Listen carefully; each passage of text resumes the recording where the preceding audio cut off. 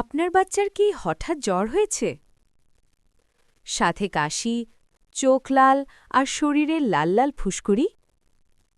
এগুলো কিন্তু হতে পারে হাম রোগের লক্ষণ। তবে ভয় পাওয়ার কিছু নেই, সঠিক যত্ন নিলে বেশিরভাগ বাচ্চাই দ্রুত সুস্থ হয়ে ওঠে। হাম একটি ভাইরাসজনিত সংক্রামক রোগ। এটি খুব সহজেই একজন থেকে আরেকজনের মধ্যে ছড়িয়ে পড়ে। সাধারণত এই রোগে জ্বর, সর্দি, কাশি এবং শরীরে লাল ফুসকুড়ি দেখা যায়। এখন প্রশ্ন হল, বাচ্চাদের হাম হলে কি করবেন? চলুন সহজ কয়েকটি করণীয় জেনে নেওয়া যাক।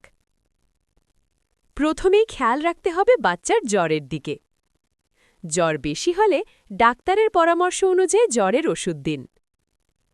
কুসুম গরম পানিতে শরীর মুছিয়ে দিলে বাচ্চা অনেকটা আরাম পায়। হাম হলে বাচ্চার শরীর খুব দুর্বল হয়ে যায়। তাই বেশি করে তরল খাবার দিন, যেমন পানি, স্যুপ, ফলের রস বা ডাবের পানি। আর যদি বাচ্চা বুকের দুধ খায়, তাহলে তাকে আরও বেশি করে বুকের দুধ দিন। বাচ্চাকে পর্যাপ্ত বিশ্রাম দিতে হবে। ঘরের আলো একটু কম রাখলে চোখের জ্বালা কম হয়। এবং শরীরের ফুসকুড়ি খোঁচাতে না দেওয়ার চেষ্টা করুন।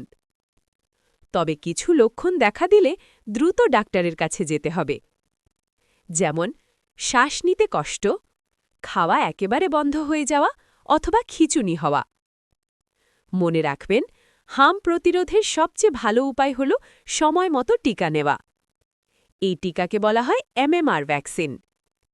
ভিডিওটি যদি আপনার কাজে লাগে তাহলে লাইক দিন এবং শেয়ার করুন। আর এমন গুরুত্বপূর্ণ স্বাস্থ্য তথ্য পেতে চ্যানেলটি সাবস্ক্রাইব করতে ভুলবেন না। ধন্যবাদ।